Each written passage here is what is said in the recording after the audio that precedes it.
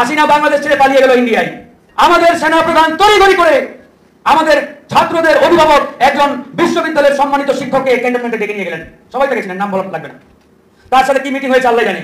এরপরে 5-6টা রাজনৈতিক দলকেও ডাকলেন, মিটিং হলো। মিটিং করার পরে তড়িঘড়ি করে তাদের নিয়ে চলে গেলেন কোথায়? ইন্ডিয়ান হেডকোয়ার্টার বাংলাদেশে, যেটাকে বলা হয় ওই বঙ্গভবনে। আমার প্রশ্ন, তখন বঙ্গভবনের চেয়ারে যিনি বসা তিনি কাল্লু, ওই ইন্ডিয়ান চপ্পু সাহেব একটা অন্তর্বর্তীকালীন সরকারের পরামর্শ দিলেন। এটার বৈধতা যাচাইয়ের জন্য আবার পরামর্শ চাওয়া হলো প্রধান বিচারপতির কাছে। তখন পর্যন্ত প্রধান বিচারপতি ইন্ডিয়ান রয়ে গেছেন, ঠিক না? শেখ হাসিনা বাংলাদেশে ঢোকার জন্য তার সীমান্তে আসতে হবে না? তো সীমান্তে আসতে হবে। উনি কি সীমান্ততে পালাই গেছে? সীমান্ততে আসতে হবে। যারা বলেন পালাই গেছে না, কি হয়ে গেছে সময় মতো আপনারা শুনতাম। এত তাড়াতাড়ি এত ব্যস্ত হেন না। ভারতে পালিয়ে থাকা শেখ হাসিনার আরেকটা অডিও কল ফাঁস করা হয়েছে। মানে এই যে একটার পর একটা কল ফাঁস হচ্ছে, সেই ফাঁসটা আমরা প্রথম থেকেই বুঝতে পারছি এটা পরিকল্পিতভাবে করা হচ্ছে। এর আগে আরও কয়েকটা হয়েছে।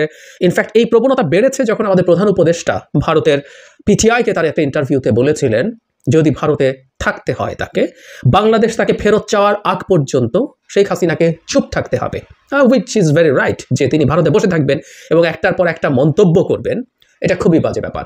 কিন্তু এরপর থেকেই দেখা গেল এই ঘটনাটা ঘটানো হচ্ছে এবং এটা একটা ট্রিক করে করানো হচ্ছে। উনি স্টেটমেন্ট আর দিচ্ছেন না, তিনি ট্রিক করছেন, তিনি কারোর সাথে কথা বলছেন, কথাটা ফাঁস করে দেওয়া হচ্ছে। তাতে দুটো কাজ হচ্ছে, সরকার যেটা চাইছে না তিনি সেটা করছেন। পতিত স্বৈরাচারী সরকারের দোসররা যেন কোনোভাবেই রাষ্ট্রীয় গুরুত্বপূর্ণ এই সংস্কার প্রক্রিয়ায় তারা যেন অন্তর্ভুক্ত হয়ে কোনো ধরনের ষড়যন্ত্রমূলক কোনো কার্যক্রম যেন পরিচালনা। আসসালামু আলাইকুম প্রিয় দর্শক, বাংলাদেশের যে রাজনৈতিক পরিস্থিতি তারই প্রেক্ষাপটে যা সকল কিছু ঘটে চলেছে তারই কিছু গুরুত্বপূর্ণ ভিডিও আপনাদের সামনে নিয়ে হাজির হয়েছি। প্রিয় দর্শক, ইতিমধ্যে আপনারা ভিডিওর কিছু গুরুত্বপূর্ণ স্কিপ দেখে ফেলেছেন, দেখেই হয়তো বুঝতে পারছেন আজকের ভিডিওটা ঠিক কতটা গুরুত্বপূর্ণ। প্রিয় দর্শক, তাই ভিডিওটা না টেনে পুরো ভিডিও দেখতে থাকুন, তাহলে ভিডিওর কাহিনীটা আপনারা বুঝতে পারবেন। যারা এখনও এই চ্যানেলটাকে সাবস্ক্রাইব করেননি তারা চ্যানেলটাকে সাবস্ক্রাইব করে রাখুন, আর যারা করেছেন তাদেরকে অসংখ্য ধন্যবাদ। হাসিনা বাংলাদেশ ছেড়ে পালিয়ে গেল ইন্ডিয়ায়। আমাদের সেনা প্রধান তড়িঘড়ি করে আমাদের ছাত্রদের অভিভাবক একজন বিশ্ববিদ্যালয়ের সম্মানিত শিক্ষককে ক্যান্টনমেন্টে ডেকে নিয়ে গেলেন। সবাই দেখেছিলেন, নাম বলা লাগবে না। তার সাথে কি মিটিং হয়েছে আল্লাহ জানে। এরপরে 5-6টা রাজনৈতিক দলকেও ডাকলেন, মিটিং হলো। মিটিং করার পরে তড়িঘড়ি করে তাদের নিয়ে চলে গেলেন কোথায়? ইন্ডিয়ান হেডকোয়ার্টার বাংলাদেশে, যেটাকে বলা হয় ওই বঙ্গভবনে। আমার প্রশ্ন, তখন বঙ্গভবনের চেয়ারে যিনি বসা তিনি কাল্লু, ওই ইন্ডিয়ান চপ্পু সাহেব একটা অন্তর্বর্তীকালীন সরকারের পরামর্শ দিলেন। এটার বৈধতা যাচাইয়ের জন্য আবার পরামর্শ চাওয়া হলো প্রধান বিচারপতির কাছে। তখন পর্যন্ত প্রধান বিচারপতি ইন্ডিয়ান রয়ে গেছেন, ঠিক না? তাহলে সবাই আপনারা ওই সময় পর্যন্ত ইন্ডিয়ান পরিকল্পনায় সামনে আগাচ্ছেন। এরপরে সরকার হলো, হাসিনার সার্জারি করা সংবিধান অনুযায়ী শপথ দিলেন, তারপরে প্রত্যেকটা কাজ আপনারা ওই ইন্ডিয়ান প্রেসক্রিপশনে করেছেন। তখন পর্যন্ত 95% সচিব হাসিনার আমলে নিয়োগপ্রাপ্ত। ওই সচিবালয় থেকে শুরু করে ওই থানা পর্যায়ে একবারে ইউনিয়ন পরিষদ পর্যন্ত তাকান, দেখবেন 95% চেয়ার এখনো আওয়ামী লীগের আমলের আমলাদের দখলে। হাসিনার প্রত্যেকটি দোসরকে, প্রত্যেকটি গোলামকে এই বাংলার মাটিতে উৎখাত না করা পর্যন্ত আমাদের এই সংগ্রাম বন্ধ হবে না। এই আন্দোলনের 1 নম্বর মাস্টার মাইন্ড ছিলেন মহান আল্লাহ। আল্লাহ চেয়েছেন বিদায় হাসিনার পতন হয়েছে। আপনারা এখানে শত শত মানুষ বুকে হাত দিয়ে বলেন তো, আপনারা 5ই আগস্ট সকাল 11টা পর্যন্ত আমরা কেউ জানতাম হাসিনা পালাবে? তাহলে আপনি 5ই আগস্ট সকাল 11টা পর্যন্ত যদি না জানেন হাসিনা পালাবে, তাহলে আপনি কিসের মাস্টারমাইন্ড? ষড়যন্ত্র, নীল নকশা, বাংলাদেশকে বিপদে ফেলার যে মিশন, এই মিশন কিন্তু এখনো শেষ হয় নাই, বন্ধ হয় নাই।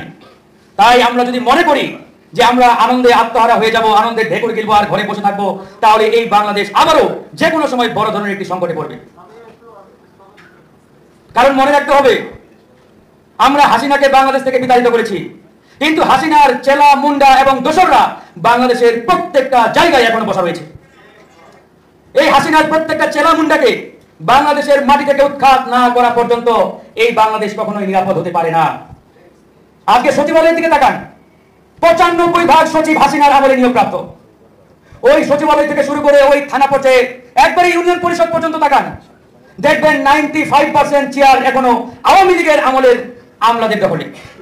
তাহলে হাসিনার আমলে যারা নিয়োগপ্রাপ্ত, হাসিনার আমলে যারা নিয়োগ পেয়ে চেয়ারে বসছে, আপনারা কি মনে করেন এদের দ্বারা একটি সুন্দর বাংলাদেশ বিনির্মাণ সম্ভব? তাহলে হাসিনাকে দেশ ছাড়া করলেন আর এরা দেশে বহাল তবিয়তে আমি আপনি কিভাবে নিরাপদ বাংলাদেশে চিন্তা করি? তার মানে বুঝতে হবে হাসিনার প্রত্যেকটি দোসরকে, প্রত্যেকটি গোলামকে এই বাংলার মাটিতে উৎখাত না করা পর্যন্ত আমাদের এই সংগ্রাম বন্ধ হবে না। 5ই আগস্ট বাংলাদেশের ইতিহাসের সবচাইতে ভয়ঙ্কর একটি ভুল হয়েছে আমাদের। অনেকে এই ভুল জানবেন না, ধরার সুযোগ নেই। 5ই আগস্ট যে বিপ্লব আমরা করেছি, এই বিপ্লব একক কোনো ব্যক্তি, সংগঠন কিংবা কোনো রাজনৈতিক দলের ছিল না। এই বিপ্লব ছিল এদেশের 18 কোটি জনগণের, এদেশের 18 কোটি মানুষের। এখানে ছাত্র, জনতা, রাজনৈতিক দল আমরা সবাই অংশগ্রহণ করেছি। সুতরাং এই বিপ্লবের ক্রেডিট আমাদের সবার। কোন ছাত্র নেতা যদি দাবি করে আমি মাস্টার মাইন্ড, আমি অমুক, কোন সংগঠন যদি বলে আমরাই সব করেছি আর কেউ নাই, তাহলে বুঝতে হবে ওরা ওই আওয়ামী লীগের এজেন্ডা বাস্তবায়নে সত্য একটি মিশন তারা বাস্তবায়ন করছে। এই বিপ্লব এদেশের মানুষের ছিল, এদেশের গণমানুষ জীবন দিয়েছে এখানে। তাই এই বিপ্লবের ক্রেডিট দিতে হলে এদেশের মানুষকে দিতে হবে। আর মাস্টার মাইন্ডের কথা তো অনেকেই অনেকভাবে বলার চেষ্টা করে। আমি যেটা বলি, এই আন্দোলনের 1 নম্বর মাস্টার মাইন্ড ছিলেন মহান আল্লাহ। আল্লাহ চেয়েছেন বিদায় হাসিনার পতন হয়েছে। আপনারা এখানে শত শত মানুষ বুকে হাত দিয়ে বলেন তো আপনারা 5ই আগস্ট সকাল 11টা পর্যন্ত আমরা কেউ জানতাম হাসিনা পালাবে? তাহলে আপনি 5ই আগস্ট সকাল 11টা পর্যন্ত যদি না জানেন হাসিনা পালাবে, তাহলে আপনি কিসের মাস্টার মাইন্ড? এই যে আজকে যারা দাবি করে ছাত্র নেতারা অমুক করে মাস্টার মাইন্ড, ওই অমুক ছাত্র নেতা সকাল 11টা পর্যন্ত জানতোই না যে হাসিনা পালাবে কিনা। মাস্টার মাইন্ড তো তিনি, যিনি আদ্যপান্ত জানেন। সুতরাং আল্লাহ সিদ্ধান্ত নিয়েছেন হাসিনাকে আর বাংলার জমিনে রাখবেন না। শেখ হাসিনা বাংলাদেশে ঢোকার জন্য তার সীমান্তে আসতে হবে না, তার সীমান্তে আসতে হবে। উনি কি সীমান্ততে পালাই গেছে? সীমান্তে আসতে হবে। যারা বলেন পালাই গেছে না, কি হয়ে গেছে, সময় মতো আপনার সন্তান এত তাড়াতাড়ি এত ব্যস্ত হেন না, এত ব্যস্ত হেন না, অপেক্ষা করেন। কত তথ্য পাশ খুঁজে পেয়েছেন পদত্যাগপত্রটা কোথায়? একটা কথা বলে রাখি, পদত্যাগপত্র সাইনও ছিল, পদত্যাগপত্রটা এখন নাই, এনএস গভর্নমেন্টের কাছে নাই। এটাই হলো রাজনীতি, এটাই রাজনীতি, বুঝতে পারছেন? এটাই হলো রাজনীতি। পদত্যাগপত্র কোথায় গেছিল? গায়েব। তাই এখন দেখানো কারো বাবার ক্ষমতা নেই। কোথায় আছে এখন জানেন? শেখ হাসিনার হাতে চলে গেছে। যে পদত্যাগপত্র সাইনই ছিল না, বন্দুকের নাল ঠেকায়, সেই পদত্যাগপত্রটা এখন শেখ হাসিনার কাছে। এখন অস্বীকার করলে আপনি কি করবেন? সেই জন্য তো বলে আমি পদত্যাগ করি নাই। বুঝতে পারছেন? ইহাকেই রাজনীতি বলে। কে নিয়ে গেছে, কিভাবে নিয়ে গেছে, আকল থাকলে বুঝে নেন। গণভবনের থেকে সেই পদত্যাগপত্রটা প্রেসিডেন্টের কাছে না গিয়ে, সেনাপ্রধানের কাছে না গিয়ে, প্রেসিডেন্টের কাছে না গিয়ে কিভাবে তার হাতে বসে গেল, এটা যার আশা করি এবার আপনারা বুঝতে পারছেন কিভাবে গেছে। এটুকু বুদ্ধি আপনাদের আছে, এটুকু আমার খুলে বলার দরকার নেই। নাম্বার 2, এত ফাল পাইলেন না। শেখ হাসিনা কিন্তু আসলে বাংলাদেশে, ওটা আপনাদের বোকা বানাইছে। এনএস সরকারকে বোকা বানাইছে অডিওটা প্রকাশ করে তৃতীয় পক্ষটা করেছে, এনএস সরকারকে বোকা বানিয়ে দিছে এবং আপনার আওয়ামী লীগের কর্মীদের চাঙ্গা করে দিছে। এটাই যে আমি বলার পর তারা বিশ্বাস করবে না, আমি জানি তারা চাঙ্গা হবে। চাঙ্গাটা তাদের হওয়া দরকার ছিল, তারা জানে, সেটা করেছে। আর ওটা বুঝতেছে এনএস সরকার যে কেমন লাগে মজা, সে বুঝতেছে। শেখ হাসিনা যখন জীবিত আছে, গভর্নমেন্টের যেগুলো আছে আমেরিকার ছাতা আর জামাতের কলার পাতা দিয়ে তারা টিকতে পারবে না। যদিও গতকাল থেকে আর্মি নেমে গেছে, দেখছেন? লু হাওয়া আসছে, আর একটা ভেজাল আর্মি নামিয়ে দিয়েছে, তাই না? কি মজা! শেখ হাসিনা পুলিশ না করে হারাম, এটা অগণতান্ত্রিক। শেখ হাসিনা পুলিশ দিয়েছে, পুলিশই রাষ্ট্র। এখন যে আর্মি রাষ্ট্র হইলো, ও সিংহ বাবা, এখন কথা বলো না কেন? ও রেজওয়ানা, ফরিদা হচ্ছে লুঙ্গিমাম ফ্রড মাজার আছে না, ফ্রড মাজারের গার্লফ্রেন্ড, তারা এখন আর্মি না ঘুরবে, এটা আরাম। আর শেখ হাসিনা পুলিশই রাষ্ট্র করলে সেটা হারাম। এখন যে আর্মি রাষ্ট্র হয়ে গেল, এখন গণতন্ত্র, ঠিক আছে না? সিংকু জামাতি বাম, এখন এই গণতন্ত্র হচ্ছে সিংকু বাম জামাতি গণতন্ত্র। ভারতে পালিয়ে থাকা শেখ হাসিনার আরেকটা অডিও কল ফাঁস করা হয়েছে। মানে এই যে একটার পর একটা কল ফাঁস হচ্ছে, সেই ফাঁসটা আমরা প্রথম থেকেই বুঝতে পারছি এটা পরিকল্পিতভাবে করা হচ্ছে। এর আগে আরও কয়েকটা হয়েছে। ইনফ্যাক্ট এই প্রবণতা বেড়েছে যখন আমাদের প্রধান উপদেষ্টা ভারতের পিটিআইকে তার একটা ইন্টারভিউতে বলেছিলেন যদি ভারতে থাকতে হয় তাকে, বাংলাদেশ তাকে ফেরত চাওয়ার আগ পর্যন্ত শেখ হাসিনাকে চুপ থাকতে হবে, উইচ ইজ ভেরি রাইট, যে তিনি ভারতে বসে থাকবেন এবং একটার পর একটা মন্তব্য করবেন, এটা খুবই বাজে ব্যাপার। কিন্তু এরপর থেকেই দেখা গেল এই ঘটনাটা ঘটানো হচ্ছে এবং এটা একটা ট্রিক করে করানো হচ্ছে। উনি স্টেটমেন্ট আর দিচ্ছেন না, তিনি ট্রিক করছেন, তিনি কারোর সাথে কথা বলছেন, কথাটা ফাঁস করে দেওয়া হচ্ছে। তাতে দুটো কাজ হচ্ছে, সরকার যেটা চাইছে না তিনি সেটা করছেন, এবং উনি সম্ভবত চাইছেন তার দলের নেতাকর্মীদের কাছে কিছু বার্তা পৌঁছাতে। তিনি এখনও আছেন, তিনি কোনোদিন চট করে দেশে ঢুকে পড়বেন, দেশের বর্ডারের কাছাকাছি কোথাও আছেন, ইত্যাদি নানান কথা বলছেন। রিসেন্ট যেটা আছে সেটার ক্ষেত্রে আমরা দুটো ব্যাপার একটু আলাপ তুলতে পারি। সেটা হলো এটা করে উনি আসলে কি অর্জন করলেন, আমাদের কি করা উচিত, এবং ভারত সরকারের কাছে আমাদের বার্তা কি হওয়া দরকার এই ইস্যুতে, সেটা নিয়েও কথা বলা দরকার বলে মনে করি।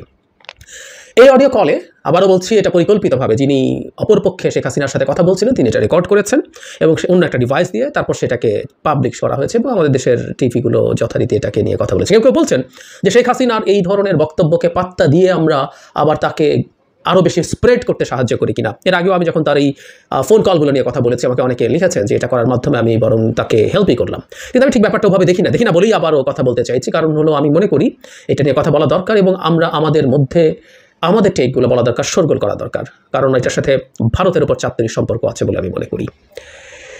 এখানে গোপালগঞ্জ জেলার একজন ছাত্রলীগ নেতা তার সাথে কথা বলেন, তার সাথে যথারীতি আপা আপা করে কথা বলেন এবং নিশ্চিতভাবে প্রথম যে কলটা আমাদের সামনে এসেছিল তার তুলনায় অনেক কম উনি তার আপাকে ডেকেছেন। এখানে শেখ হাসিনার মোটা দাগে যেটা বলবো তার সেই পুরনো অ্যারোগেন্স এবং দেশে যে বিভৎসতা ঘটিয়ে গেছেন তিনি, দেশের মানুষকে, দেশের মানে শত শত মানুষকে হত্যা, হাজার হাজার মানুষকে আহত করা, ন্যূনতম কোনো রিপেন্টেন্স তার নাই, বরং তিনি তার সেই চিরাচরিত যেসব অ্যাটিটিউড আছে সেটাই দেখাচ্ছেন। তাকে গোপালগঞ্জ নিয়ে তাকে একটা জায়গায় মন্তব্য, আমি ভিডিওটা দিয়ে দেবো বা এটা পাওয়াই যায়, আপনারা শুনে নেবেন। গোপালগঞ্জ নিয়ে একটা প্রসঙ্গে উনি বলেন, গোপালগঞ্জে যেই হাত দেবে তার হাত পুড়ে যায়। মানে গোপালগঞ্জকে নিয়ে আমাদের একটু কথা বলা দরকার। আমাদের নিশ্চয়ই মনে আছে গোপালগঞ্জে বিএনপির একজন কর্মীকে হত্যা করা হয়েছিল কারণ আওয়ামী লীগের পোস্টার, শেখ মুজিবুর রহমান, শেখ হাসিনার ছবি সহ পোস্টার ছেঁড়া হয়েছিল এই অভিযোগে।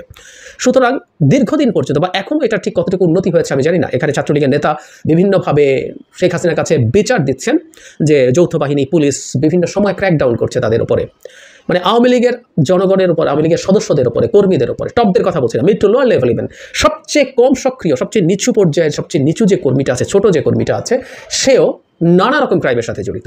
মানে আওয়ামী লীগের ইউনিয়ন পর্যায়ের একজন নেতা বা কর্মীর কথা যদি বলি, তার নানা রকম দুর্নীতি, তার চাঁদাবাজির সাথে জড়িত, ওকে ধরো, তাকে পেটাও, বিরোধী দলের সদস্যদেরকে ধরেও তার বিরুদ্ধে মামলা দাও, তাকে জেল খাটাও, এমন কোনো অন্যায় নেই তার সাথে জড়িত না। সুতরাং আমরা যদি truly criminal justice system genuinely ব্যবহার করি, আওয়ামী লীগের কেউই আসলে বাদ যাবে না এই জাস্টিস সিস্টেম থেকে, নিয়ে নিশ্চয়ই আমাদের কোনো কনফিউশনের কিছু নেই। সুতরাং এটা আছে।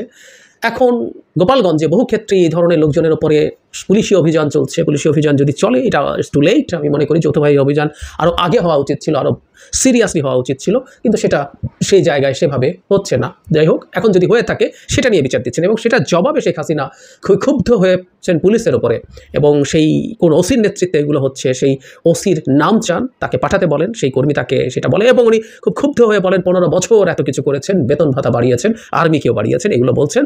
একটা জিনিস আমরা খেয়াল করি যে এসবের মাধ্যমে, এগুলো এই জন্য বলছে তার এই বক্তব্যগুলোকে একদম উড়িয়ে দেবো না, একটা পতিত স্বৈরাচার তার স্বৈরাচারী ব্যবস্থাটাকে গড়ে তোলা, টিকিয়ে রাখার সময় কী করেছেন এবং সেখান থেকে পতিত হওয়ার পর তার প্রতিক্রিয়া কী, এগুলো খুব গুরুত্বপূর্ণ ইতিহাসের অংশ। সুতরাং আমি মনে করি যে এটা করে খারাপ কিছু না, এটা আমাদের রেকর্ডেড থাকা দরকার। তিনি ক্ষুব্ধ হয়েছেন, উনি মনে করেছেন যে উনি এত কিছু করেছেন এবং টোনটা এরকম যে উনি ওনার পারিবারিক সম্পদ দিয়ে পুলিশের সুযোগ সুবিধা দিয়েছেন, সেনাবাহিনীর সুযোগ সুবিধা দিয়েছেন। এই রাষ্ট্রের জনগণের টাকাকে বহু ক্ষেত্রে অপব্যয় করে বিভিন্ন বাহিনী, পুলিশ সহ তাদেরকে তোয়াজ করার জন্য দেয়া হয়েছে এবং শুধু সেটা না, তাদেরকে ভীষণভাবে করাপ্ট হতে কোনো বাধা দেওয়া হয়নি। তারা তাদের ইচ্ছে মতো মানুষের উপর অত্যাচার, নির্যাতন করে তাদের অকল্পনীয় উপার্জন তৈরি করেছে। এই কারণে আমরা দেখেছি শেখ হাসিনার পতনের পর আওয়ামী লীগের উপরে মানুষের যতটা ক্ষোভ বিক্ষোভ ছিল তার চেয়ে বহুগুণ বেশি ছিল পুলিশের উপর এবং পুলিশকে রীতিমতো পালিয়ে যেতে হয়েছে, এই পরিস্থিতি তৈরি হয়েছিল। কিন্তু আমরা দেখছি যে তিনি কেন এই কাজটা করেছেন এবং এখন হতাশ মনে করছেন। মানে ওই কাজ করার পরও তাকে ক্ষমতায় দীর্ঘদিন পুলিশ রেখেছিল, কোনো সন্দেহ নেই, কিন্তু তাতেও তার মন ভরছে না। সত্যিকার অর্থে 2014 পর থেকে শেখ হাসিনাকে ক্ষমতায় রেখেছে প্রশাসন, পুলিশ এবং ভারতীয়রা মিলে। এবং হুমকির ক্ষেত্রে তিনি বলছেন যে 1 মাঘে শীত যায় না, এই মেসেজটা তাকে পৌঁছে দিতে হবে। উনি বলছেন যে এত কিছু করলেন, তারা এখন নাকি লাফাচ্ছে সুদখোর ইউনুসের কথা শুনে এবং জামাতের এই ধরনের আলাপ করছে। মানে এখনও সুদখোর ইউনুস, মানে একটা ব্যাংকের প্রতিষ্ঠাতা, যেই দেশে প্রচুর ব্যাংক আছে, সেই দেশে, এই দেশে মানে যে অর্থনৈতিক সিস্টেমে চলে সেটায় সুদ আছে। একজন মানুষ, একজন ব্যাংকার টু দ্য পুয়ার বলা হয় তাকে সুদখোর গালি এখনও, এবং তার বিক্ষুব্ধ থাকা, তার ক্রোধ, ক্ষোভ ডক্টর ইউনুসের প্রতি এখনও কীভাবে রয়ে গেছে সেটা দেখতে পাচ্ছি তার এই ফোন কলে। এবং খুব অস্বাভাবিক হয়তো না, তার পতনের পর ডক্টর ইউনুস যদি এই রাষ্ট্রের দায়িত্বে না আসতেন হয়তো তার দুঃখ কিছুটা হলেও কম হতো, কিন্তু সেই ক্ষোভ তার রয়ে গেছে। এর মধ্যে আরেকটা ইন্টারেস্টিং জিনিস আছে যেটা খুব ইম্পর্টেন্ট, আমি সেই জায়গায় আসবো। ওনার নেতাকর্মীদের উপরে হাত দেওয়ার জন্য তিনি দেখে নেবেন বলেন, 2001 সালে দেখেননি, এবার ভালো মতো দেখে নেবেন কী বা কী করছে না করছে।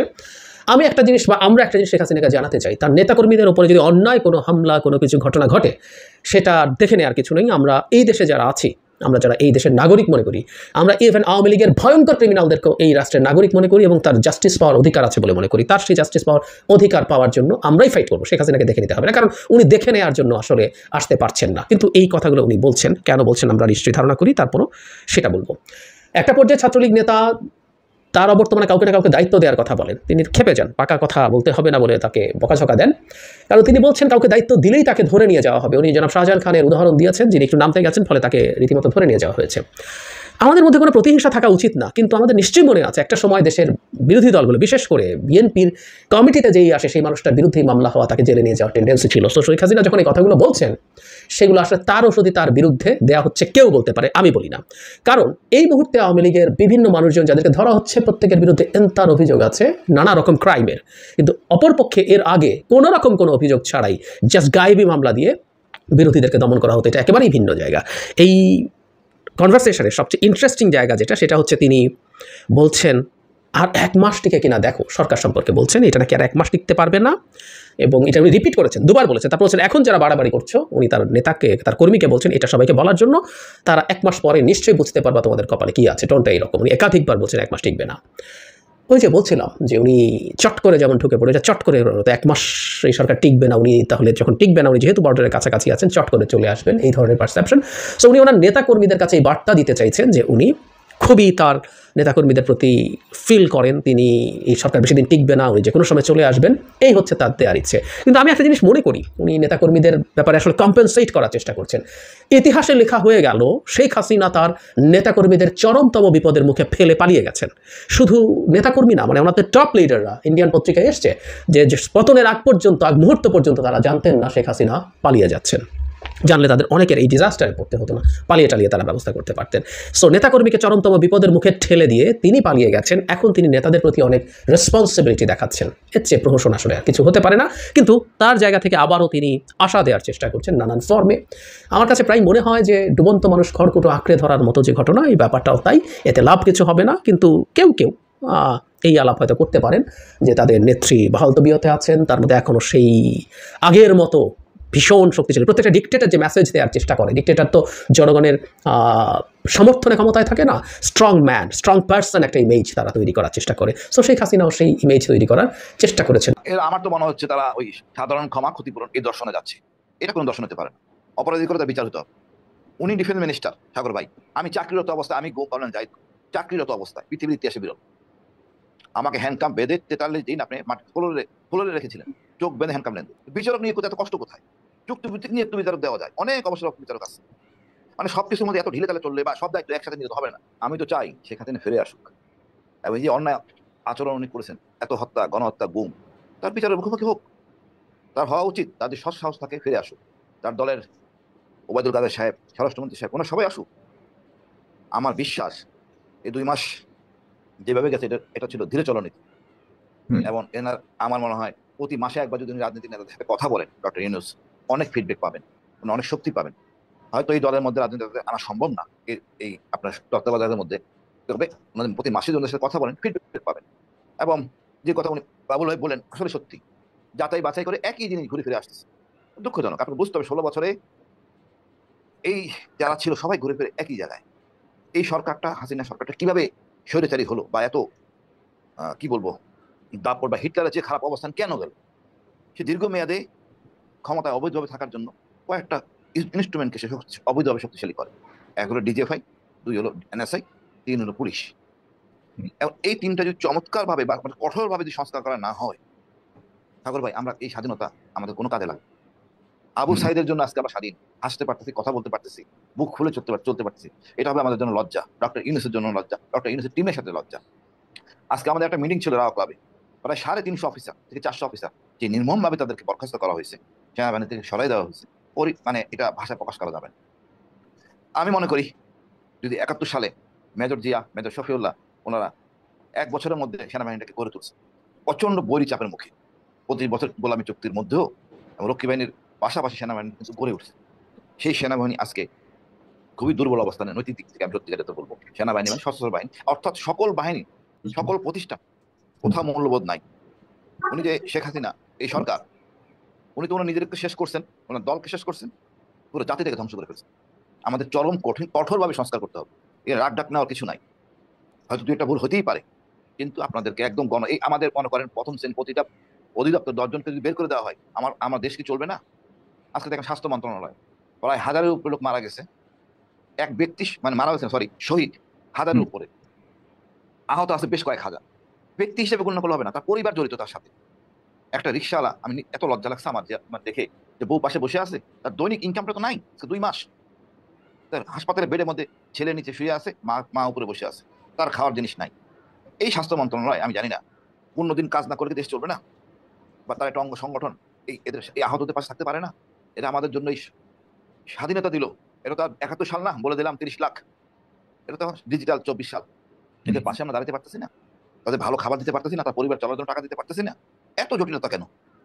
আমার মনে হয় আমরা খুব কঠোরভাবে আমাদের বলতে হবে। আমি সেই শুরু থেকেই দেখেছি যে সরকার কে সময় দেওয়া উচিত, যে সরকার ভালো করবে, এই সরকার আরো অনেক বেশি সময় ধরে থাকুক, এমন একটা পরিস্থিতি আপনার অবস্থা ছিল। কিন্তু এখন রাজনৈতিক দলগুলো থেকে শুধু বিভিন্ন পর্যায়ে থেকে কিন্তু তাদের নেতৃত্ব নিয়ে, তাদের দুর্বলতার ধীরগতি নিয়ে কিন্তু পুরো দেশটাকেই হয়তো বিপদে ফেলে দিতে পারে তাদের এই এমন ভাবে এখন তাদের প্রতি অনেকের দৃষ্টিভঙ্গি তৈরি হয়েছে। আপনি কি মনে করেন কিনা যে তাদের ধীরগতি আসলে একটা বড়? না, এরা আমার তো মনে হচ্ছে তারা ওই সাধারণ ক্ষমা ক্ষতিপূরণ এই দর্শনে যাচ্ছে। এটা কোনো দর্শন হতে পারে না, অপরাধিকতার বিচার হতে হবে। উনি ডিফেন্স মিনিস্টার সাগর ভাই, আমি চাকরিরত অবস্থায়, আমি বলেন যাই চাকরিরত অবস্থায় পৃথিবীর ইতিহাসে বিরল। আমাকে হ্যান্ডকাম বেঁধে 43 দিন আপনি মাটি ফ্লোরে রেখেছিলেন, চোখ বেঁধে হ্যান্ডকাম নেন। উনি ডিফেন্স মিনিস্টার, উনি জানেন না ওনাকে জবাবদিহি করতে হবে না? ব্রিগেডিয়ার আজমি গুম, আমি দ্বিতীয়বার গুম আয়না ঘরে, মীর কাসিম আলী ছেলে গুম, মাইকেল চাকমা গুম। ওনার নির্দেশ ছাড়া হয়েছে? ওনাকে তো জবাবদিহি করতে হবে। আমি তো চাই উনি আসুক, ওনারা আমরা জুতার মালা দিয়ে সম্বোধনা দিব, তারপর কাঠ করে দাগ করা। আমার জীবন ধ্বংস করে ফেলছে। উনি তো বলেছেন, আপনি সাফারার, কিন্তু আপনি কি মনে করেন কিনা যারা দেশ নেতৃত্ব বর্তমান দিচ্ছে তারা কেউ আপনার মতো সাফারার ওইভাবে দেখে কিনা বিষয়গুলোকে? আর তিনি তো আসবেন বলেছেন, তার অডিও রেকর্ডটা যদি বলেন, শুনে থাকেন আপনি, যে তিনি তো বলেছেন খুব কনফিডেন্টলি আমি আবার আসবো এবং যারা যারা এগুলো করছে তাদের বিরুদ্ধে ব্যবস্থা নেবেন, এই ধরনের কথা বলেছেন। আশা সাগর ভাই উনি আসুক, আমি এটা কামনা করি। উনি তো আমাকে ক্ষতিগ্রস্ত করেন না, পুরো 18 কোটি লোককে জিম্মি করেছে। এই আয়নাঘরে আতঙ্কে পুরো 18 কোটি লোক ছিল, সকল জনমত, সকল দর্শনের লোক। আজকে জেলখানায় খোঁজ করেন জঙ্গি নাটকে, এর দেখবেন 90% লোক এদেরকে জেলে আটকানো আছে। আমি তো মনে করি আরেকটা কমিশন করে জেলে যে বন্দী আছে তাদেরকে মূল্যায়ন করা উচিত, আসলে তারা সত্যিকারী জঙ্গি ছিল কি না। নিজের ক্ষমতা দীর্ঘায়িত করতে অবৈধভাবে, নিজের অবৈধ ক্ষমতা দীর্ঘায়িত করতে উনি নানা রকম কৌশল নিয়েছেন। প্রথম কৌশল ছিল জঙ্গি, ক্রস ফায়ার, তারপর হলো গুম করে রেখে দাও। এবং এটা কিরকম একটা দর্শন হতে পারে জানি না সাগর ভাই। আমি ব্যক্তি গুম, নিজের অসুবিধা নাই, আমার পরিবারের কথা ভাবুন, আমার বাচ্চার কথা ভাবুন, বাপ কখন আসবে, আদৌ আসবে কিনা, মারা গেল কিনা, জানাজা পড়বো কিনা না দাফন। আমাদের কাছে পরিষ্কার বলা হয়েছে, বাঁচবেন নিজের চেষ্টায়। আপনি মারা গেলে দাফনও হবে না, লাশ দেওয়া হবে না, জানাজা হবে না, গায়েব করে দেওয়া হবে। এটা হলো ওদের ভীষণ। এই চ্যানেলে যত লোক থাকুক, এতে যদি ওই ডিজিএফআই এর 100